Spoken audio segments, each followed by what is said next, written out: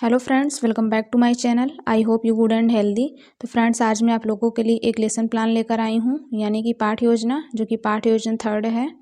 इसके पहले भी मैं मैथ और साइंस से रिलेटेड ढेर सारी वीडियोज अपने इस चैनल पर प्रोवाइड की हूँ। अगर आप देखना चाहते हैं तो मेरे चैनल पर जाकर देख सकते हैं। और वीडियो को देखने के बाद आप लोगों को लगे कि वीडियो अच्छी है, तो आप लोगों को हेल्प मिली है, तो मुझे मोटिवेट करने के लिए इस चैनल को सब्सक्राइब करें। और ये बिल्कुल फ्री है। तो चलिए देर न करते हुए इस वीडियो को शुरू करते हैं। तो सबसे पहले इसमें दिनांक डालना है। कक्षा 6, 7, 8 तीनों में से कोई भी क्लास डाल सकते हैं। विषय विज्ञान, उपविषय भौतिक विज्ञान। प्रकरण, आज का प्रकरण है गति। चक्र, सेकंड, अवधि 35 मिनट। चक्र जिस पीरियड में आप पढ़ाने जाएंगे वही यहाँ पर चक्र डालना है। और उसके बाद विद्यालय का नाम वही डालना है जहाँ पर आप टीचिंग करने जाएंगे। उसके बाद सामान्य उद्देश्य में 5 पॉइंट्स लिखने हैं। पहला पॉइंट है छात्रों में विज्ञान के प्रति रुचि उत्पन्न करना। दूसरा पॉइंट है विद्यार्थियों में पूर्व ज्ञान से नवीन ज्ञान में संबंध स्थापित करना। तीसरा पॉइंट है विद्यार्थियों में विज्ञान के प्रति रचनात्मक विकास उत्पन्न करना। चौथा पॉइंट है विद्यार्थियों में मानसिक शक्तियों का विकास करना। और 5वां पॉइंट है विद्यार्थियों को विज्ञान के महत्व से अवगत करना। उसके बाद है विशिष्ट उद्देश्य में ज्ञानात्मक उद्देश्य, बोधात्मक उद्देश्य और क्रियात्मक उद्देश्य, जो कि क्रियात्मक उद्देश्य अगले पेज में है। ज्ञानात्मक उद्देश्य में 2 पॉइंट्स, बोधात्मक में और क्रियात्मक में भी सारे में 2-2 पॉइंट्स लिखने हैं। तो ज्ञानात्मक उद्देश्य का पहला पॉइंट है विद्यार्थियों को गति के बारे में जानकारी देना। दूसरा है विद्यार्थियों को गति के सभी पहलुओं के बारे में जानकारी देना। बोधात्मक उद्देश्य का पहला पॉइंट है विद्यार्थियों में गति के बारे में जानकारी देना। दूसरा पॉइंट है विद्यार्थी गति को बोधगम्य कर सकेंगे। तो आगे बढ़ते हैं।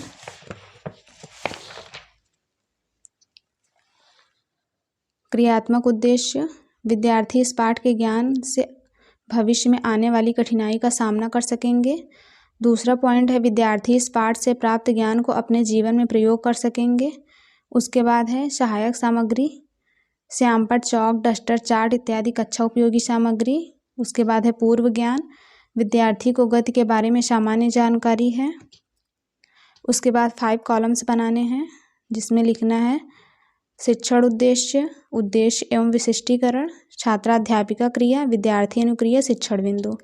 शिक्षण उद्देश्य में प्रस्तावना, उद्देश्य एवं विशिष्टीकरण में विद्यार्थियों के पूर्व ज्ञान नवीन ज्ञान से संबंध स्थापित करना। छात्राध्यापिका क्रिया में छात्राध्यापिका बच्चों से कुछ क्वेश्चंस पूछेंगी जिसका आंसर देंगे बच्चे। जिसका पहला प्रश्न है घरों से पढ़ाई करने आप कहाँ जाते हैं? तो बच्चे आंसर देंगे विद्यालय। दूसरा प्रश्न है विद्यालय जाने के लिए आप किन किन साधनों को प्रयोग में लाते हैं?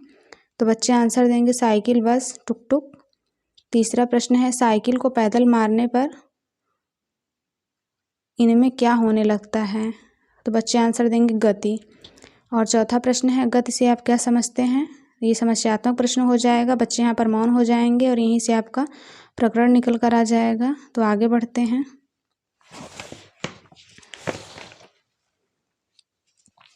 उद्देश्य कथन, विद्यार्थियों को विषय वस्तु से परिचित कराना। आज मैं आप लोगों को गति के बारे में बताऊंगी, विस्तार पूर्वक बताऊंगी। विद्यार्थी ध्यान पूर्वक सुन रहे हैं, ये कथन विधि हो जाएगा। उसके बाद है प्रस्तुतिकरण, पाठ को सरल एवं सुविधापूर्वक प्रस्तुत करना। अध्ययन अध्यापन की दृष्टि से प्रस्तुत पाठ को 2 भागों में बांटा गया है सुविधा के लिए। विद्यार्थी ध्यान पूर्वक सुन रहे हैं, ये कथन विधि हो जाएगा। उसके बाद है प्रथम शिक्षण बिंदु, सभी विद्यार्थियों को गति के बारे में विस्तृत जानकारी देना। स्पष्टीकरण, गति, जब कोई वस्तु समय के साथ अपनी स्थिति में परिवर्तन करती है तब हम कह सकते हैं कि वस्तु गति कर रही है। समय के सापेक्ष यदि वस्तु की स्थिति में कोई परिवर्तन नहीं होता है तो वस्तु विरामावस्था में होता है, और समय के साथ वस्तु की स्थिति में परिवर्तन हो तो वस्तु गतिशील अवस्था में है। उदाहरण के लिए मान लीजिए एक चिड़िया पेड़ पर बैठी है। चिड़िया जब तक बैठी रहेगी तब तक वह विरामावस्था में है। और ये फिगर है।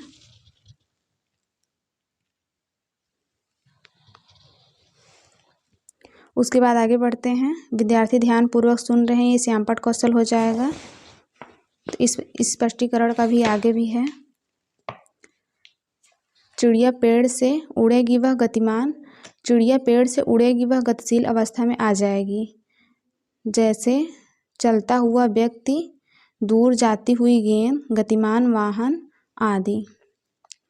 बोधात्मक प्रश्न, विद्यार्थी के पूर्व ज्ञान का मूल्यांकन करना। पहला प्रश्न है गति के उदाहरण बताइए। बच्चे आंसर देंगे गतिमान वाहन। दूसरा प्रश्न है दूर जाती हुई गेंद गतिशील अवस्था में है या विरामावस्था में, तो बच्चे आंसर देंगे गतिशील अवस्था में है। ये प्रश्नोत्तर विधि हो जाएगा। उसके बाद है विकासात्मक प्रश्न, विद्यार्थी को पाठ की विस्तृत जानकारी देना। पहला प्रश्न है ट्रेन किस प्रकार की गति करती है, तो बच्चे आंसर देंगे सीधी रेखा में। दूसरा प्रश्न है गति कितने प्रकार की होती है, ये समस्यात्मक प्रश्न हो जाएगा। बच्चे यहाँ पर मौन हो जाएंगे और यहीं से आपका दूसरा प्रकरण निकल कर आ जाएगा। ये प्रश्नीकरण कौशल है। उसके बाद द्वितीय शिक्षण बिंदु, विद्यार्थियों को गति के बारे में विस्तृत जानकारी देना। स्पष्टीकरण, गति के प्रकार। गति 4 प्रकार के होते हैं। पहला है रैखिक गति, जब कोई वस्तु सरल रेखा में गति करती है, रैखिक गति कहलाती है। उदाहरण पटरी पर चलती हुई ट्रेन की गति। और दूसरा है वृत्तीय गति, जब कोई वस्तु किसी निश्चित बिंदु के चारों ओर एक निश्चित दूरी पर गति करती है, वृत्तीय गति कहलाती है। उदाहरण के लिए सूर्य के चारों ओर पृथ्वी की गति, घड़ी की सुइयों की गति। तीसरा है दोलनी गति, इसमें वस्तु निश्चित बिंदु के आगे पीछे और ऊपर नीचे चलती है।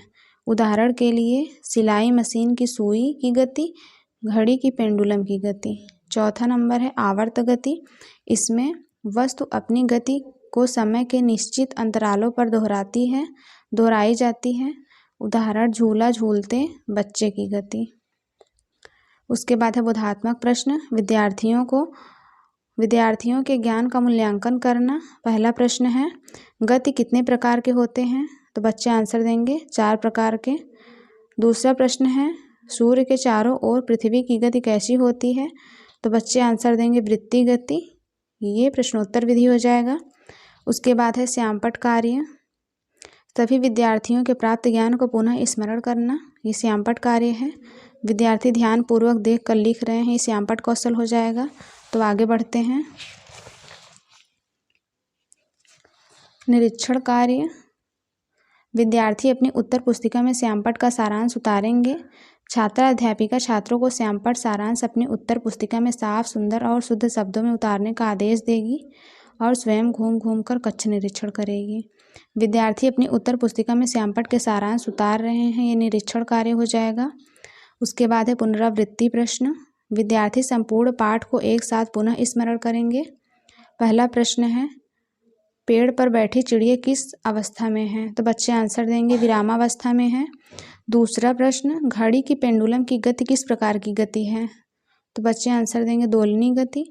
तीसरा है गति के चारों प्रकारों के नाम बताइए, तो बच्चे आंसर देंगे रैखिक गति, वृत्तीय गति, दोलनी गति और आवर्त गति। ये प्रश्नोत्तर विधि हो जाएगा। उसके बाद गृह कार्य, विद्यार्थी को ज्ञान के अभ्यास द्वारा सुदृढ़ करना। पहला प्रश्न है गति किसे कहते हैं, उदाहरण सहित लिखिए। दूसरा प्रश्न है वृत्तीय गति किसे कहते हैं, कोई 2 उदाहरण बताइए। विद्यार्थी गृह कार्य उत्तर पुस्तिका में उतार रहे हैं, यह अभ्यास विधि हो जाएगा। तो यहाँ पर ये लेसन प्लान कंप्लीट होता है। आई होप कि ये वीडियो आपके लिए हेल्पफुल रही होगी। और प्लीज़ अगर आज का ये लेसन प्लान पसंद आया हो तो नीचे सब्सक्राइब बटन पर क्लिक करें और बेल आइकन पर प्रेस करें। Thank you for watching my video.